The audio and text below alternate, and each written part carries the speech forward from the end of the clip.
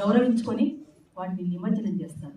అట్లనే మన దగ్గర బొడ్డెమ్మలతో మొదలైనటువంటి ఈ పండుగ చిన్నపిల్లలు ఆడబిడ్డలతోటి, చిన్న ఆడబిడ్డలతోటి మొదలైనటువంటి బొడ్డెమ్మల పండుగతో మొదలైనటువంటి పండుగ బతుకమ్మలతో ముగుస్తుంది.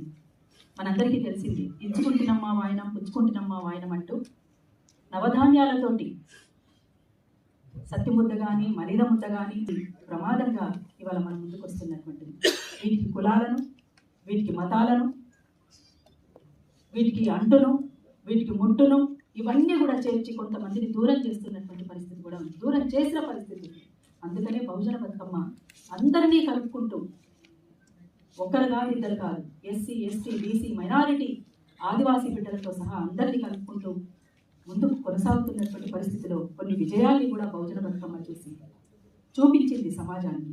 అయితే ఇవాళ ఉన్నటువంటి దేశ పరిస్థితులు, మనం ఒక్కసారి ప్రపంచ పరిస్థితులు కూడా మనం ఒక్కసారి మననం చేసుకుంటే ఇవాళ వస్తున్నటువంటి ప్రకృతిలో వస్తున్నటువంటి మార్పులు ఎందుకు ఏమిటి అనేటువంటి ఇక్కడ ఉన్నటువంటి అందరికీ కూడా దాదాపుగా తెలిసినటువంటి విషయం అయినప్పటికీ కొంతమంది స్వార్థం కోసం, కొంతమంది స్వలాభాల వేటలో పరిగెడుతున్నటువంటి సందర్భంలో రేపటి తరానికి ఏ రకమైనటువంటి సమాజాన్ని అందించగలం, ఎటువంటి సమాజాన్ని అందించగలం? ఈ రకంగా ప్రకృతి విపత్తులు అంటున్నారు, కానీ ప్రకృతి విపత్తులు రావడానికి గల కారణం ఏమిటి అనేటువంటిది కూడా మనం ఒకసారి పరిశీలించుకోవాల్సినటువంటి అవసరం కూడా ఉంటుంది. అందుకే ఇవాళ వస్తున్నటువంటి పరిణామాలన్నింటినీ దృష్టిలోకి తీసుకొని